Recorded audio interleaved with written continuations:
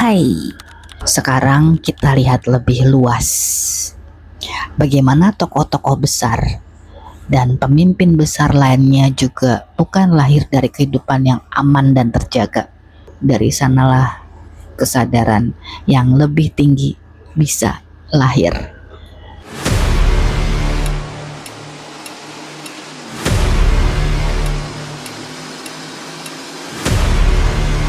Di tanah Sunda kita pernah mendengar nama Prabu Siliwangi atau Sri Baduga Maharaja.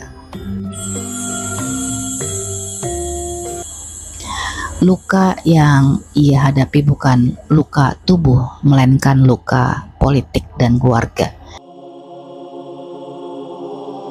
Ia menyaksikan perpecahan yang melibatkan darah dan keyakinan, bahkan datang dari keturunannya sendiri.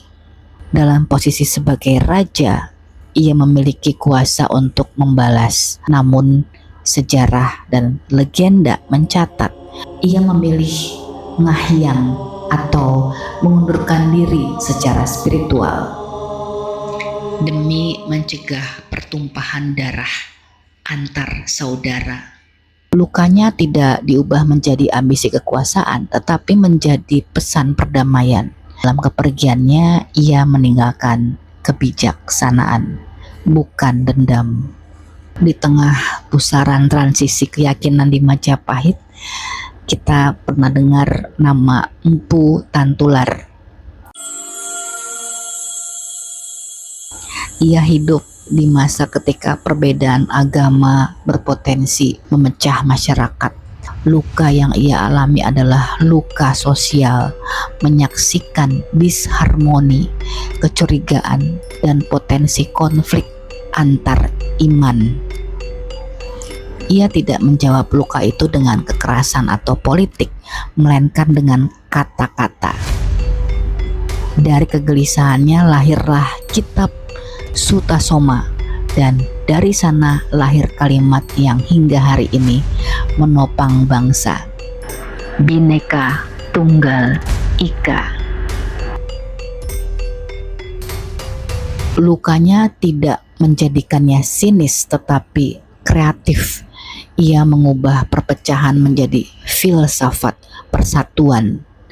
Dan jika kita menoleh pada perempuan-perempuan suci, kita juga bisa menemukan luka yang seringkali lebih sunyi tetapi tidak kalah berat, yaitu Khadijah binti Khuwailid mengalami isolasi sosial dan kelaparan akibat boikot kaum Quraisy. Di usianya yang tua, tubuhnya melemah tetapi imannya tidak goyah. Ia menanggung luka fisik dan sosial demi keyakinan dan cinta yang sadar. Kita juga pernah dengar Maryam atau Bunda Maria yang menanggung luka fitnah yang sangat dalam. Beliau hamil tanpa suami dan ia dicemooh, direndahkan dan dipertanyakan martabatnya. Ia tidak membela diri dengan kata-kata. Ia memilih diam, berpuasa bicara, dan menyerahkan perlindungan dirinya sepenuhnya kepada Tuhan. Luka sosial itu tidak membuatnya pahit, tetapi bening. Lalu pernah dengar nama Rabi'ah al-Adawiyah, perempuan sufi yang pernah menjadi budak dan mengalami kekerasan fisik. Luka perbudakan tidak ia wariskan sebagai kebencian, tapi ia mengolahnya menjadi muhabbah atau cinta murni kepada Tuhan. Dari tubuh yang pernah disakiti, lahirlah spiritualitas yang membebaskan. Jika kita melihat semua kisah ini bersama-sama, satu hal menjadi jelas. Luka bukan akhir. Luka adalah titik balik. Bagi mereka yang berani mengolahnya, luka justru menjadi jalan menuju kesadaran yang lebih luas dan kontribusi yang lebih besar bagi kemanusiaan. Mereka tidak menghindari luka, tetapi juga tidak menyangkalnya dan tidak membiarkan luka itu berubah menjadi kehancuran. Mereka melampauinya, dan mungkin disitulah pesan yang paling relevan bagi kita hari ini, bahwa luka batin, luka tubuh, atau luka sosial yang kita alami tidak serta-merta menjadikan hidup kita gagal.